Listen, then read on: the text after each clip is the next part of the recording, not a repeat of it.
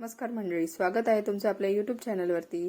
तर आज आपण करणार आहोत पनीर पकोडे। मग त्यासाठी ना पनीर इकडे छान लांब लांब पीसमध्ये कट करून घ्यायचं। त्यानंतर एका वाटीमध्ये ना 2 ते 3 चमचे बेसन पीठ घेऊन वरतून ना 1 चमचा तांदळाचं पीठ घ्यायचं। तांदळाचं पीठ टाकल्याने ना भजी छान कुरकुरीत होतात आणि त्यांना छान क्रिस्पीनेस येतो। मग त्यासाठी ना तांदळाचं पीठ नक्की टाका।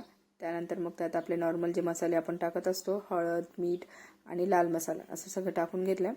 वरतून कोथिंबीर चिरलेली टाकायची। चिरलेली कोथिंबीर टाकली ना तर त्याने ना टेस्ट अजून छान लागते भजीची। तर मग ना मी इकडे कोथिंबीर वगैरे पण चिरून घेतली आणि त्यानंतर हे जे सगळं मिश्रण आहे ते एकजीव करून घेतलं। थोडं थोडं पाणी घालून करायचं, नाहीतर मग ना त्यात गुठळ्या होतात आणि मग ते गुठळ्या व्यवस्थित फुटत नाहीत जास्त पाणी टाकल्यावरती। त्यामुळे थोडं थोडं पाणी ॲड करून ना हे छान गुठळ्या फोडून घ्यायच्या आणि मग ना पीठ ना एकदम छान तयार होतं। तर हे ना अशा कन्सिस्टन्सीचं पीठ तुम्ही तयार करून घ्यायचं, कारण जास्त पातळही नाही करायचं आणि जास्त घट्टही पीठ करायचं नाही।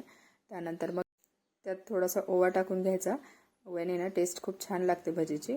त्यासाठी मग ओवा वगैरे टाकून घ्यायचा त्याच्यात आणि ना हे जे पीस असतात आपण केलेले जे पीस आहेत ते पण त्यात टाकून घ्यायचे आणि चारही बाजूने छान आहे ना बेसन पीठ लावून त्याला कोट करून घ्यायचं। तोपर्यंत एकीकडे ना तेल गरम करायला ठेवून द्यायचं। मी पण तेल गरम करायला आधीच ठेवलं होतं। तर इकडे ना तेल तापले, मग त्यामध्ये ना अशा प्रकारे ना आपले जे पनीरचे पीसेस असतात तर ते सोडून घ्यायचे आणि दोन्ही बाजूने छान खरपूस होईपर्यंत ना तळून घ्यायचं। जास्त पण करपू द्यायचे नाहीत, नाहीतर त्याची टेस्ट बिघडते। पनीर असं आतलं स्पॉन्जी राहिलं पाहिजे, मग त्यासाठी ना असे छानपैकी तळून घ्यायचे सगळे पीसेस।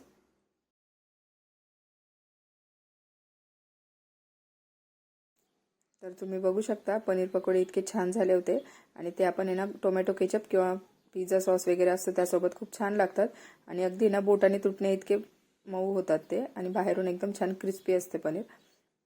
जर तुम्हाला व्हिडिओ आवडला असेल तर व्हिडिओला लाईक आणि चॅनलला सबस्क्राईब करा। थँक्यू।